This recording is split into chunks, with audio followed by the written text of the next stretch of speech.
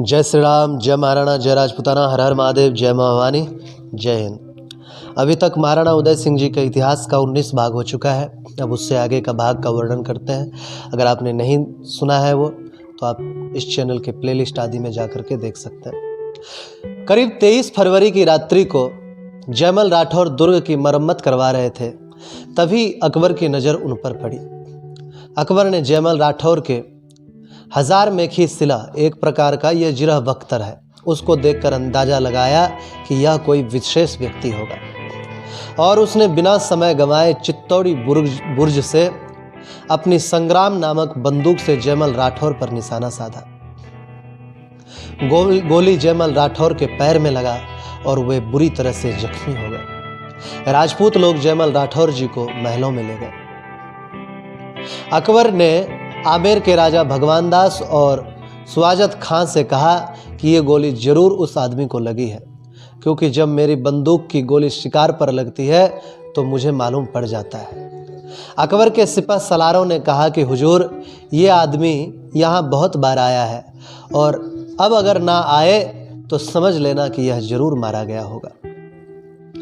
थोड़ी देर बाद अकबर के पास खबर आई कि चित्तौड़ी बुर्ज पर कोई भी व्यक्ति दिखाई नहीं दे रहा, इसलिए अकबर ने मान लिया कि जयमल राठौर मारे जा चुके हैं। जयमल राठौर के पैर पर गोली लगने से चित्तौड़ी बुर्ज की रक्षा में ढीलापन आ गया। किले में रसद, खाने पीने का सामान अभी भी थी, लेकिन राजपूतों ने विचार किया कि अब ये दुर्ग मुगलों के द्वारा जीता जाएगा, क्योंकि इनकी तोपों के गोले रुक नहीं रहे हैं। किले में रहकर खुलकर के लड़ाई नहीं लड़ी जा सकती है। इस खातिर अब आमने सामने की लड़ाई लड़कर मुगलों का जितना हो सके उतना नुकसान करना चाहिए। मुगल लेखकों ने लिखा है कि अकबर की बंदूक की गोली से जयमल राठौर की मौत हो गई थी।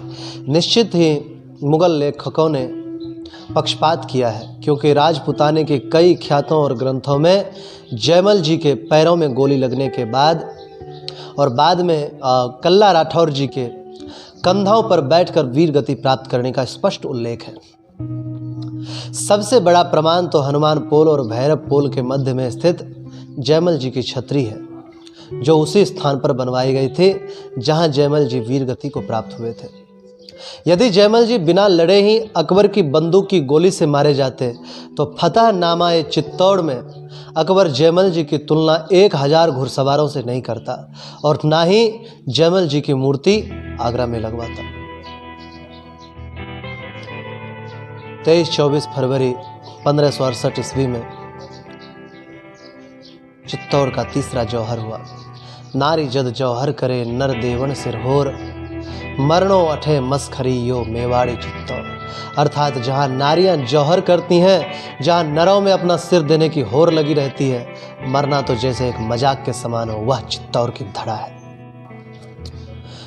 राजपुताने में कई जौहर हुए हैं, जिसमें सबसे बड़े और सर्वाधिक जौहर के लिए चित्तौड़गढ़ ही प्रसिद्ध है। राजपुताने का जब कोई दुर्ग बाहरी आक्रांताओं द्वारा घेर लिया जाता और विजय की कोई भी संभावना शेष नहीं रह जाती थी, तब राजपूत स्त्रियां विवाह का जोड़ा पहनकर अग्नि में प्रवेश कर जाती थीं, ताकि शत्रुओं की कुदृष्टि उन पर ना पड़े और सतीत्व की रक्षा की जा सके। चित्तौड़गढ़ का पहला जौहर 1303 ईस्वी में रानी पद्मिनी के नेतृत्व में हुआ था, जब अलाउद्दीन खिलजी ने आक्रमण किया था। चित्तौड़गढ़ का दूसरा जौहर 1534 ईस्वी में महारानी कर्णावती जी के नेतृत्व में हुआ था, जब गुजरात के सुल्तान बहादुर शाह ने आक्रमण किया था। अर्धरात्रि को चित्तौड़ का तीसरा जौहर हुआ, जिसका नेतृत्व रावत पत्ता चुंडावत जी की पत्नी माता श्री फूल कंवर जी ने किया। ये जौहर दुर्ग में 3 अलग अलग स्थानों पर हुआ। रावत पत्ता चुंडावत जी के महल में, रावत साहिब खान के महल में और ईसरदास जी के महल में। अबुल फजल लिखता है कि हमारी फौज 2 दिन से भूखी प्यासी होने के बावजूद सुरंगों को तैयार करने में लगी रही। रात को अचानक किले से धुआं उठता नजर आया। सभी सिपह सालार अंदाजा लगाने लगे कि अंदर क्या हुआ होगा। तभी आमेर के भगवान शाह ने शहंशाह को बताया कि किले में जो आग जल रही है वो जौहर की आग है। और राजपूत लोग केसरिया के लिए तैयार हैं, सो हमको भी तैयार हो जाना चाहिए। अबुल फजल ने 3 स्थानों में से सबसे बड़ा जौहर ईसरदास के महल में होना लिखा है। जहां अबुल फजल ने जौहर करने वाली वीरांगनाओं की संख्या 300 बताई है। रावत पत्ता चुंडावत की माता सज्जन कंवर, 9 पत्नियां, 5 पुत्री व 2 छोटे पुत्रों ने जौहर किया। कुछ इतिहासकार रावत पत्ता चुंडावत की माता सज्जन कंवर व पहली पत्नी जीवाबाई सोलंगनी के युद्ध में लड़ते हुए वीर गति पाने का उल्लेख करते हैं, जो कि सही नहीं है। दुर्ग में जौहर करने वाली कुछ प्रमुख राजपूत वीरांगनाओं के बारे में बताता हूँ। पहली रानी फूल कंवर जी, जिन्होंने चित्तौड़ के तीसरे जौहर का नेतृत्व किया। ये रावत पत्ता चुंडावत जी की पत्नी थे। सज्जनबाई सोनगरी जी रावत पत्ता चुंडावत की माता थे। रानी मदालसा बाई कछवाही, ये सहसमल जी की पुत्री थी।